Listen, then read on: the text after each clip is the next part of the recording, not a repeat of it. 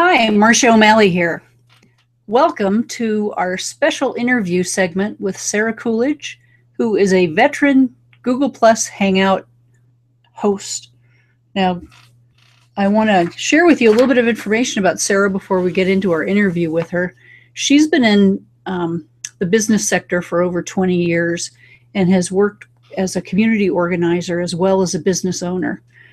She's fully bilingual in English and Spanish, and she has a deep understanding of marketing to the Hispanic American community. Hi, Marcia O'Malley here. Welcome to our special interview segment with Sarah Coolidge. Okay, Sarah, I'm hearing an echo from you. Do you have your headset on? Now, I want to share with you a little bit of information about Sarah before we get into our interview with her. She's been in... I think I fixed it. And sorry, I think I had you open from earlier.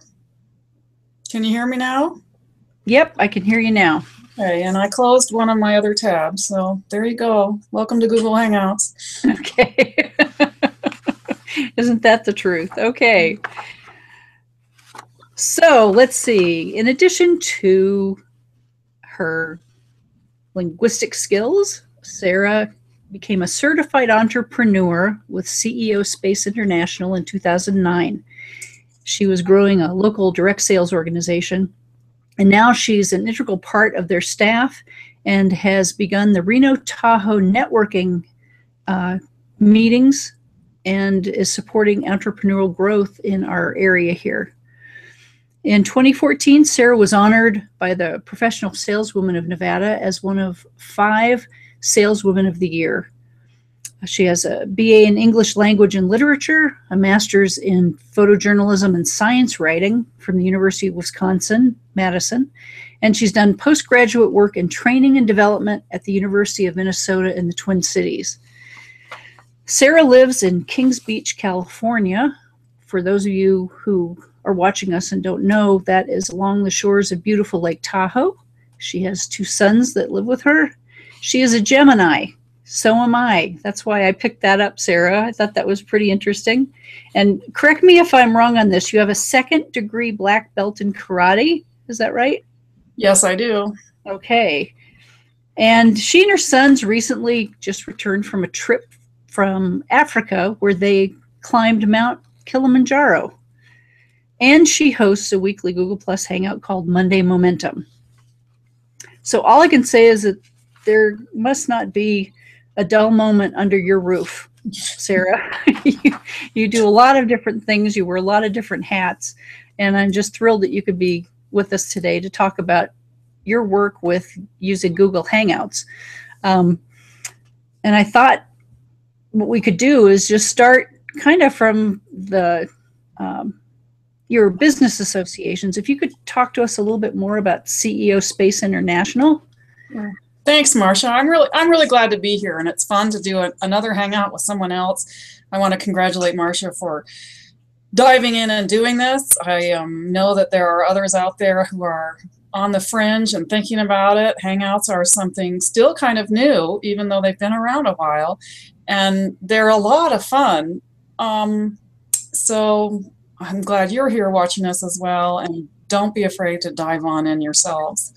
As far as my background in business, the training that I had with CEO Space International was, gosh, almost 6 years ago now. And CEO Space is a large worldwide organization that has been around 26 years. And our goal is truly to help businesses, entrepreneurs sort of accelerate their business journey. We've got a lot of experts that have grown businesses themselves, have worked with Fortune 500 companies, things like that. And when someone starts a business, there's often a lot of mistakes, and we can help you avoid making those mistakes, help you close that gap between where you are right here and where you want to be by the expertise and mentoring that we have. So that's sort of the beginning, and that's in part where I did learn about Google Hangouts as well. Great. So how about it in terms of your involvement in setting up the Reno Tahoe networking? What role did you play, and how does that work, and how does that play into your presentation of Google Hangouts? Um, well, when I was speaking about CEO Space International, we're a large organization, and we have many graduates here in the Reno Tahoe area, over 350 graduates. And one of the services that we offer our graduates are regular meetings. So I have regular meetings that we hold live in the flesh, or whatever you want to call it, face to face. And we wanted to offer more meetings, but we're kind of a rural area where people might end up driving a lot. So rather than have a physical meeting every week, one of the alternatives became a Google Hangout. So that's how Monday Momentum started. It's every Monday morning, 8 a.m. The idea is to support our graduates in the local area, but obviously Hangouts are online, anybody can join. So it's expanded in potential audience anyway to really anyone who's working from home, anyone who's got a business, they're an entrepreneur, solopreneur, anyone who needs a little zap on Monday morning to get up and get running, because often when you're that kind of a business person, you're kind of alone and no one's watching you, and that might make it tempting to do other things, to get distracted, and also it's kind of lonesome. So we support each other in that way. So Reno Tahoe Networking also, is the name of our local networking group, and one of our activities is the Monday Momentum Hangouts, and all of it you can find on Meetup. That's where our meetings are posted. Great, and that's meetups for Reno Tahoe? Well, I mean, if you go into Meetup, that's a giant organization, and probably, yeah, you have to put in Reno to find local areas, or Reno and Tahoe are local meetups, and maybe even, put in networking if you want to refine the search. But yeah, under Meetups, you'll find us, Reno Tahoe. And so why did you pick Hangouts as your tool? There are all kinds of other, live streaming video tools that you could have chosen, but what about Hangouts made a good fit for this? Well, I didn't have a lot of experience with video streaming in any other system. I'd certainly been on a few calls and things like that. But when Google Hangouts were introduced to me, it was at a training when I was learning about building websites and lots of other social media kinds of things. So the appeal of having, number one, the Google powerhouse behind it all. So Google Hangouts, you've got Google Plus because they own YouTube, you've got YouTube. I mean, there's an incredible amount of exposure that you can get when you use Google Hangouts versus when you use some other system. And in part, that's because when you run a Hangout live, you get a video recording of it right then and there. You may or may not use that video recording, but if you want to, you can. So if you're doing an educational piece, you have something automatically saved for you that you can repurpose over and over again, sell it as videos, get it transcribed into a written document, have it as an audio. So all of that big SEO, you're really getting some attention online by using Google and all their stuff behind it, and the ability to have a recording afterwards were probably the biggest things. And I mean, I love that you can have 10 people together talking and sharing ideas, and thousands watching, but that people can get together and see each other and talk with each other. That other platforms have that, but that's something that I really like about it in terms of supporting people who are not all living in the same town but working on projects. Definitely. And I think really when I talk to people about Hangouts, I emphasize that search engine optimization element to it. It's just amazing how if you work with a platform that's integrated with so many other tools, what a difference it can make. Yeah. So I think that's really cool. So I wonder if you could describe a little bit to my audience here what your Hangout format is like. How many guests do you have? What sorts of topics do you cover? Because one of the things that they're looking at right now is trying to decide on the content and what sort of format makes sense for their business. Well, that's evolved a lot, Marcia, over the time that we've been doing it. Initially for me, I started them on my own, and it was an hour long, and I just kind of talked, and I wanted people to come in, but that doesn't always happen. I tried to show videos and had a little bit of trouble with that. But over time, what I've built up is number one, it's only a half hour now because it's designed to be quick. And you know, I'm sure, and probably the audience as well, that with videos and anything else, people have a very short attention span. So number one, they're busy. So if you don't do something that gets them interested quickly, they're very likely to click away and go off somewhere else. And then number two, they just plain get distracted. I mean, you need a short video. So I brought it down to a half an hour, and we have a couple of regular people that are on all the time. We have more audience on replay than we do on the actual Hangout itself a lot of the time. We designed it to be first thing in the morning Monday to really encourage people to get up and get running. So, you know, some people are busy at that time, so they can't see it then. But it's still evolving. So sometimes we have guests, sometimes we don't. Our topics are generally sort of around whatever's going on with us a lot of the time. You know, I'm struggling with time management, so let's talk about your 10 tips on how to manage your time, and what are you guys doing? That's sort of how it has been, but I can tell you there's some changes coming up. And I'm very concerned, I'm just going to tell you, you know, and this is one of the things with Hangouts, you when you run them yourselves, audience, you will have glitches once in a while. We've already had a little one this morning, and I've just got a notification that my battery is going on my computer, and I know that it's plugged in, so I don't know what the heck that means, and I'm going to fiddle with it for a minute. Marcia, can you kind of take over for a few minutes, because I don't want to give them dead air. Absolutely. What it's up to. You know, the last thing I want is to disappear on you. So give me a second. Sure. Sorry, I'm still listening. Well, see, that's the joy of having a couple of people on a Hangout.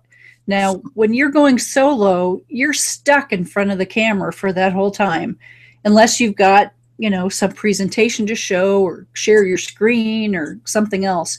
But going live on camera, you know, that's the biggest challenge. Anything goes wrong, boy, you're going to have to figure out some way to entertain your audience. And, you know, when you've got a couple of other people that you can bounce your presentation off of, why, that makes a huge difference. And plus, it just helps you to feel a lot more comfortable. You're having a conversation. It's not like you're just talking to, you know, this webcam like I am right here. And, you know, it's it can get pretty lonely being the only speaker for that length of time. Yeah, well, and I'm back. It all worked out, so yay! Great. I didn't know what was wrong, but I just replugged it, and it seems fine now. Yeah, it can be kind of lonesome, and it's sort of like Facebook. A lot of times, you don't realize how many people are looking or watching or interacting because they don't comment. They maybe like it at the most, but they don't comment and share. So you just don't know until sometime later you find out, oh, you've been watching those? Oh, yay. And so I encourage you out there to let us know if you are. Let Marcia know, especially because she's working hard to get this up and running to help teach you about Hangouts.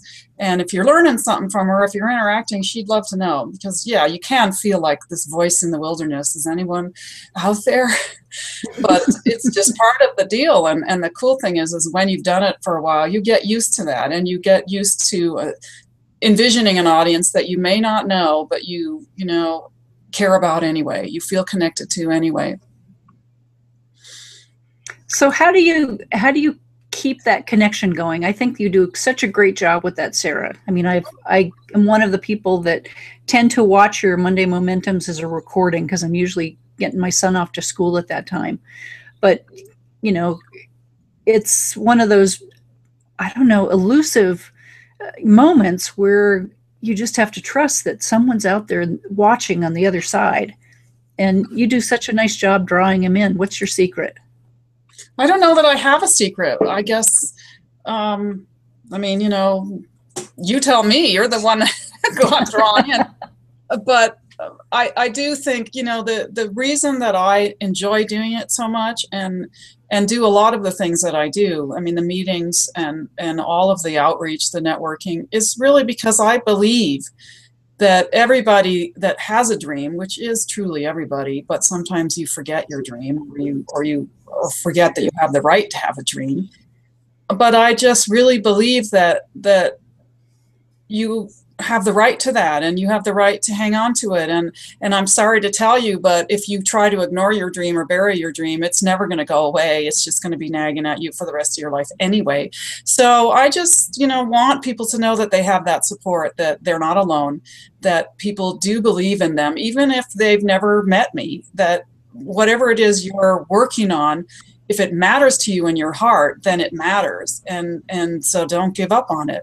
And I think that's in my mind when we're speaking, when we're having our hangouts. So that might be what you sense. Mm-hmm. And I hope so, because that's what I want. I'd love to help people have successful businesses, make a lot of money, but mostly what I'd really like to do is to help people remember who they really are and live their best lives. Well, I think the key is really having that passion behind your dialogue, and you definitely have it. Yeah, so that's really cool. Now, I'm going to have you kind of scroll back in time to some of the first hangouts that you did. Oh boy. I want you to share one or two stories of maybe things that didn't go quite the way that you expected, so that when these folks really get up and running and things don't go the way they expect it, they know it's not unusual. Well, my very first, or maybe my second hangout, as I said, I was doing an hour, and I had a script that I was following. And one of the things on Hangouts are, you can share your screen. So I thought that I knew how to do that. And what I was sharing was a video that was really, 15 minutes long or something. And found out later that I got to see the video, but nobody else was seeing it. So what they were seeing was me watching the video. And I'm just really glad that I, didn't do anything embarrassing. I don't know what that might have been, but, take off my shirt for some strange reason, because all they were doing was seeing me and dead air for 15 minutes. And so, but that's why I always say, these are hangouts. I've had the whole thing just shut down on me in the middle. I've had, guest speakers not show up for whatever reason. We've had to change the topic at the last minute. You have to be able to have a sense of humor, be flexible, be willing to let it go that way. And, I'm sure that there have been some really, I don't know what the word I want is, sort of vital meetings that have happened through Hangouts that we really needed it to go exactly the way it went, and it was all hugely important, and hopefully those went well. But if you are going to be running things where you're going to freak out if it doesn't go off exactly at the right moment, if something glitches, if the background looks weird, or for some reason you can't focus it, or there's some other thing, you may not enjoy them. But that's what makes us human, and that's what makes it fun too, in my opinion. Mm-hmm. But I'm glad that I haven't had too many things like that. And sometimes it just doesn't work out. I've had times where I'm in a place where we think we're going to run the hangout and we can't get online, and we just have to post a notice saying, I'm really sorry, it's not happening today. We'll see you next week. Obviously, for consistency, we don't want to do that, but we're human beings. Things go wrong. Mm-hmm. Well, I kind of liken it to live theater. Who knows what'll happen. You're on stage and you do what you do. So that's really cool. Well, what advice would you have for somebody starting out? They're about to do their first Google Hangout, and you want to plant that sage word of wisdom in their ear before they go live. Well, number one, practice with someone that's not your audience that you're trying to maybe sell something to. So, I'm sure Marcia or me, if you don't know anyone else, hook up with us and say, hey, can we just run a 5-minute practice to make sure I know what I'm doing? That would probably really help you to relax. Absolutely. There's all sorts of information you can find online about how to run Hangouts. And for me, the biggest challenges have been how to tell other people how to get to the Hangout. There's still not a lot of people that are using Google Plus. They're mostly, Facebook or Instagram or whatever. So they're not often really, they may not even have a Google Plus account. They're not really comfortable with it. So you have to sort of guide them to you. And that may be a piece that you're going to want to really examine. If you're new to it and you've got an audience that you want, a specific audience that you want to invite, you may have to educate them. And Marcia will be another good resource for you there, how to teach them how to use Hangouts so that they can come to your Hangout. Because if people struggle with it, they may give up. I mean, I know my very first Hangouts were a year before I did them again, because the people that I were working with, none of us was like, can't make it work, forget it, let's just go back to a phone call. And you don't want that to happen. You want to set yourself up for success. So make sure you know how simply to tell someone, go to my Facebook page, click the link, I just posted it. Something very simple. If you can do it that way, it'll work better for you. And then Hangouts run better if you have, what is it called? If you're directly plugged into the wall versus if you're doing wireless. They tend to work better that way. And of course, you want to have a camera and microphone that work pretty well. You don't have to be perfect, but you don't want to be really choppy. And on my old computer, you could either have video or the camera, but you couldn't get both. Oh, no. Didn't have the juice. So, those are the kinds of things, especially if the visual piece is very important to you. If you're showing art or something, you can make sure you've got all that working for you. And I think, those are my first few tips. Don't give up. Keep trying. Me and Marcia have been trying for 2 weeks to have this. It's just, you got to be persistent. I can tell you there's been a lot of benefits besides just the fun I've had doing it. If I could share a story, just last weekend, I was lucky enough to be working for 3 days with Sharon Lecter, who is very famous, helped write the Rich Dad, Poor Dad books, that entire series. Plus, she's written some books with the Napoleon Hill Foundation. Pretty high mover and shaker, and it was great for me just to be able to work with her. But while we spent time together, because she was working an event and I was just supporting her, she must have had 5 interviews that she had to do, and they weren't Google Hangout, but there was a TV interview and there was another radio interview, and so I was sort of watching her. And at one point, somebody wanted her to go over and do an interview, and she couldn't do it. She had a family emergency phone call, and the woman said, "Well, do you want to do it?" And Sharon said, "Yes, sir, you go do it." And I'm like, "But I could." It was fine, and I'm pretty sure it wouldn't have been fine a year ago or a year and a half ago when I wasn't used to sitting here talking to my computer. I mean, I'm used to it now. I'm used to sort of looking at it. Where are my hands on the screen? All those kinds of things. And that was a great opportunity and really fun. And so you just never know. I mean, somehow, now Marcia thinks I'm some kind of an expert, for instance, and I don't feel like I am, but I'm a little bit farther down the road than somebody else. And that's all it really ever is. I love Hangouts. I'd love to do more of them. And so I hope that all of your students will do lots of them and invite all of us to help them. I think it's a great way to interact with people and get your message out. Yeah, I agree. And I think, one of the little barriers that a lot of my students have at this point is that they don't have that ongoing experience of being in front of a camera. There's, stage fright, up the wazoo for them. And so I'm wondering if you have some suggestions. I mean, I've given them some tips and am working with them one-on-one to help overcome that fear, and primarily encouraging that practice. I mean, the more that you do it, the more comfortable you're going to be. And and I share that I do a lot of practicing that's not ever live. Or if I do go live, I erase it. It's not really for public consumption, but it's just for my own practice and edification. So how about you? What do you think would be a good strategy for these folks? Well, I think the first thing you would probably want to identify as their coach are they uncomfortable because they're uncomfortable speaking? Do they not like the way they look? Do they, what exactly is behind it?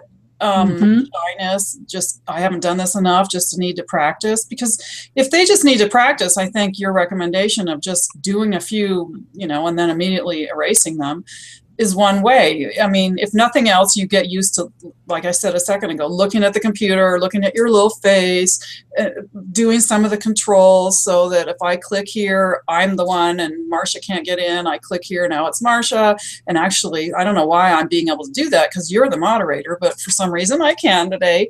Learning about the controls, I'm always saying, okay, over here, you should be able to see a blue bar with some white lines. That's where your comments are. And up here, and just getting comfortable with it. If it's looks, obviously, examine, number one, do you need to be visible? Do you need in your work or in what you're trying to do, is visibility a big important piece of it? If it is, then I would suggest you contact someone who does that kind of work to help you with your haircut or your clothes or your background, back here, and your lighting, all those kinds of things. So you feel better about how you're looking. Because if you feel good about how you look, that's one huge stress just out of your mind, and then you can relax. And the same with speaking. If you're not comfortable speaking in front of an audience, this may be more comfortable because you don't always see very many people, so you don't know how many are looking at you. But you can take a speech class or do Toastmasters or do those kinds of things to get you comfortable. So, examine first, what is it that is the glitch, and then attack it. I can say for sure with practice, I mean, all of us kind of, anytime someone has a photo of us, we sort of, why come my eyes aren't open, or wish you got the other side, or darn, there's always something, but you do get over that. I mean, I'm sure way used to it now. And all this time with selfies and all the other stuff that we have now, we're pretty dang visual, and most of us are not always real pleased with some of the pictures, but there's so many now, it doesn't sting as much as it used to, at least for me. Right. It used to be you only got one picture a year at school and you wanted it to be perfect, and it wasn't, and then you had to wait a whole nother year till they took another picture of you. And now they're just all over the place all the time. So I don't know if any of that's been useful. I'm curious what you've found has been helpful for people. Is it just practice, getting used to it? Well, I think practice, and I do think that there's an element. Some people just absolutely hate seeing their image, and it doesn't matter how effective they are on camera or how attractive they look or anything. I mean, I've had clients before that once the initial shoot was done, they asked to cover their face up as much as possible with anything that we could come up with, screenshots, graphics, anything. Well, then maybe what they should do is just put a piece of paper over the screen so they can't see themselves, but they can still be seen. I don't know if that works. I think so. But I think so. if you're not really worried about what other people are seeing, it's just your own, you don't like to see yourself, there's a way to do that. There's a way, I mean, obviously you could just do podcasts if you only want your voice out there.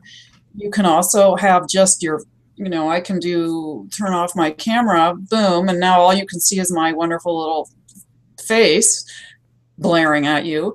But it's kind of boring, and people need that visual if they're going to watch a video. That's what videos are about. And they get bored if they're just looking at the same thing over and over again, which is why I try to use my hands as much as I can and try to, bring things in and say, okay, here's, whatever we're talking about, because people need that. Yeah, some people don't, they're shy, and they can get over that, and they really want to do this. Just like anything else, if you want to do it, you can learn how. Promise. Right. I promise you can. Right. If it's important enough, people do. And if they don't, then you know, they're the minority of folks that need to hire someone to be their spokesperson. Yeah. I mean, that's really the bottom line, I think. Mm-hmm. And as you said, there are all kinds of options. You don't have to be on camera. There's slideshows you can produce and, you know, animated shorts and that kind of thing. You don't have to be the one on camera. You can just lend your voice to it or hire that out too. You know, I think the important thing is making sure that you maintain the integrity of your content. Mm-hmm. And I don't think that, you know, if you waver from that, that's where your issues come in. It's not so much whether you're the person, you know, on camera or not. It's that, you know, you've got to make sure that your message is consistent, strong, and genuine. And if you miss the mark on that, then that's when you're really in trouble, I think. Yeah, and I think that's kind of what we were talking about before was, you know, if there's some magic that I have, I think I'm good at being me. Mm-hmm. And, you know, you will be a lot less comfortable if you're trying to be something you're not. If you are normally comfortable in casual clothes and a casual environment, and you're doing your hangouts in a tuxedo and trying to sound like an English professor, you probably won't have much fun, and you may find that your audience doesn't either. So, you know, sticking with who you really are will make them go better. Mm-hmm. I totally agree.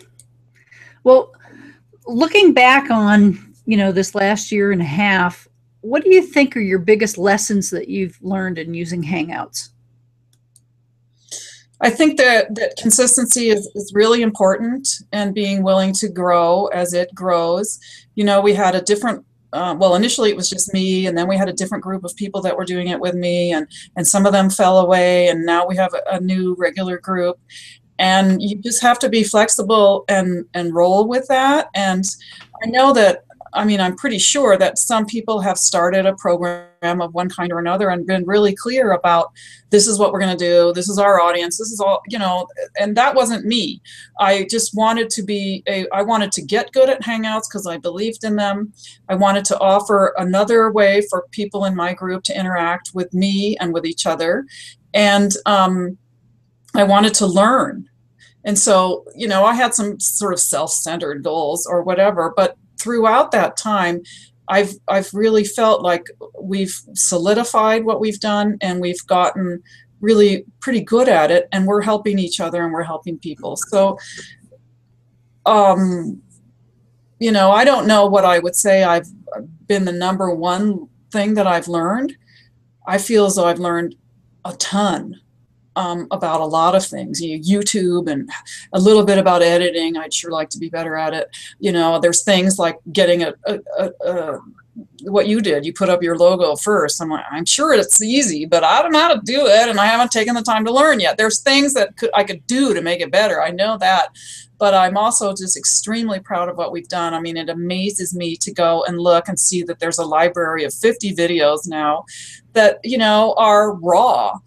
They could be edited and chunked up and things could be done, but just the fact that they're there is remarkable to me. And it wasn't that hard. It was just keep showing up and keep trying and laugh when it screws up, have fun, and celebrate when it goes well. And so, you know, it's like anything else. There's a lot to learn, and I'm willing to keep learning the things that are interesting to me. And this has been one of them. It's been really fun.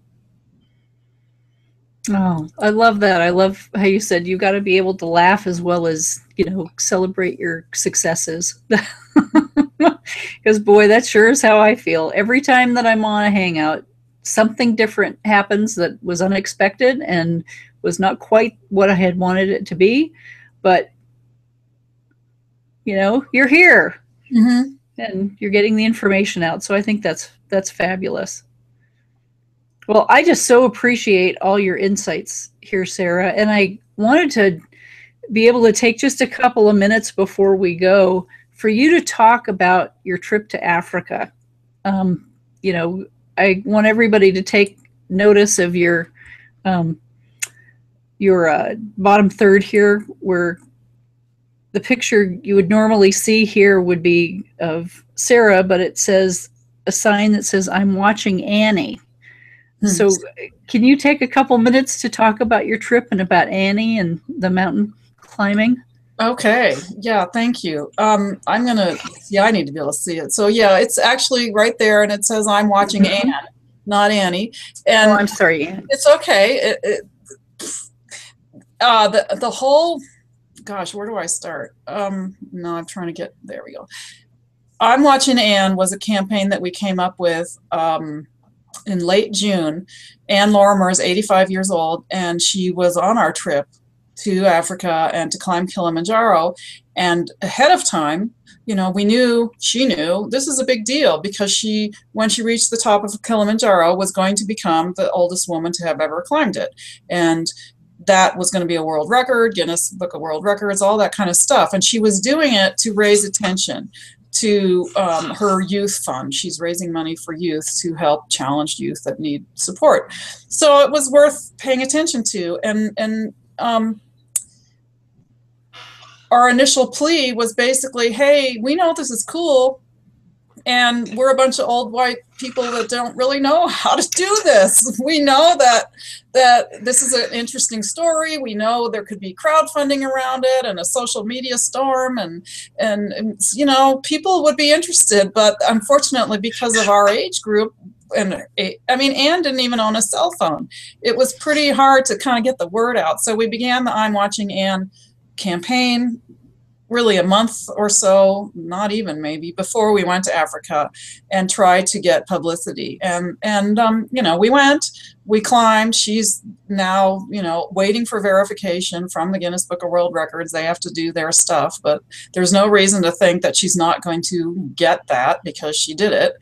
And the most interesting thing about all of it was the amount of stretching and learning that went along with pushing a campaign like that and trying to get as many people to pay attention as we could, and then getting to Africa, being told there will be abilities to get online, there will be wireless and phone access and all these things, and there really wasn't. It was really, really hard to get any photos out, to get any recordings out, to get anything out of Africa while we were actually there.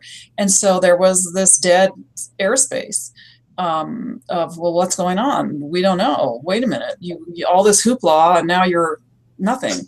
And so another learning adventure. Now we're back, and we have tons of photos and videos and lots of information. Some of it's getting up, but there's still lots more to come. And it's evolving into another campaign of how do we keep people paying attention while we're waiting for Guinness?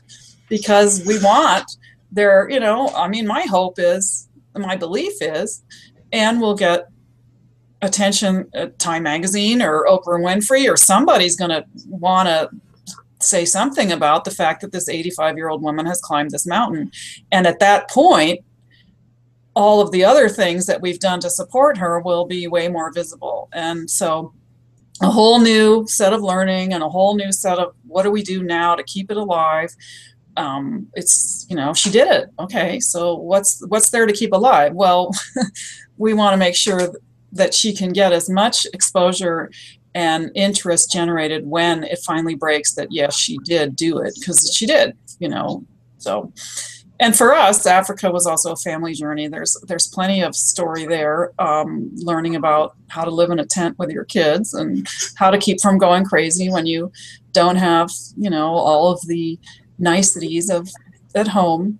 But I could go on and on about that. For me, the I'm Watching Anne campaign was a fun central way to focus a lot of energy on interesting thing that many people were doing, but she, being the age she was really quite remarkable to be a part of that.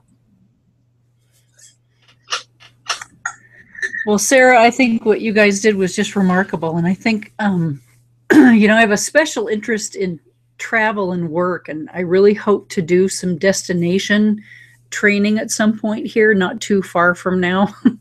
And Africa may be one of the countries that I try to get to. I mean, one of the continents I try to get to, because my husband's doing a lot of work there right now. So he's been working in Kenya,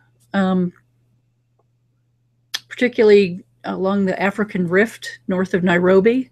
Mm-hmm. And he was in Tanzania for a geothermal conference just about a month before you were there. Mm-hmm. And where else? Ethiopia. Yeah, well, we could see Kenya from Keeley. You can see into it, and oh, that's Kenya right over there. See those mountains? Yeah. Yep. Close enough. Wave. Yep. So who knows? Maybe we'll be journeying somewhere together. I don't know, but I just love what you did there, and I think the spirit behind that whole campaign really resonated with me in terms of working with video. I mean, I'm not trying to make this up so that there's a connection. I really feel like if there's not a passion and a mission behind the work you're doing, what's the point? And whether that, takes you to your backyard or takes you far away to another country, another land, climbing a mountain, skydiving, whatever, you need to do it with all the gusto you can and know that there are all kinds of unknowns along that path. I loved how you had the expectation that, you'd have internet connection. If you would have called me, I would have told you, well, if you're in the hotel that my husband was in, possibly, but outside of that, probably not. Well, and I never thought to call you because the leader of the trip said we would. And, right. And I think for his purposes, all of the connection that we had was perfectly satisfactory, but I couldn't upload any videos and I couldn't upload images except for once in a while. And, now we know. I wish we'd known then that maybe with a few tweaks, a little bit more expenditures, we could have done a better job, but it was something to learn. And then it was something to just let go of. And, okay, we can't do it. We're still in Africa. We still have pictures. People may have to wait to get them, but, and she still got to the top. And that's really the most important part. And there's plenty of proof that she did it. It would have been more fun if it had gone a different way, maybe, but this is the way it went. So it must have been meant to go that way. Whoa. So very cool. Well, I can't thank you enough, Sarah, for taking time out today to talk with me and to share all of your wisdom and some of the tales and foibles of learning how to use Google Hangouts. This has been really fun. Thank you, Marcia. And I'm hoping that we can use this and your other videos that you've made and whatever else you put together as you keep working on sort of educating people about Hangouts. Because I'm assuming that, because you're local, Reno, and near me, that we have a mutual audience. And of course, this can go out to anybody on the planet, but that we can use that to help our people that we know begin to interact a little bit more on Hangouts. Because I know Reno Tahoe Networking, we're meeting tomorrow. I'll be saying again, we have Hangouts, and many people will get a glazed look in their eyes about, well, what does that mean? And how do I do that? And if I wanted to do that, would it be hard? And so I'm glad that we're going to build some resources for them. Because I don't feel like I'm the best person at teaching it myself, but I know that I can help, especially someone that wants to learn. Absolutely. And I mean, tomorrow you'll be able to, I'll give you the link to this video so that you can share it with the group tomorrow. I'm going to actually be at a conference in Dallas, or else I'd be attending the event tomorrow myself. So, good. Yeah. Get them motivated and excited to do that. That'd be wonderful. Okay, well, thanks a lot. And we're going to wind things down now, everybody, but be looking forward to our next module where we're going to be going completely and totally live. I'm working one-on-one with you guys next week and looking forward to that. So until then, take care and happy Hangouts. Thanks, Sarah. Bye. Bye-bye.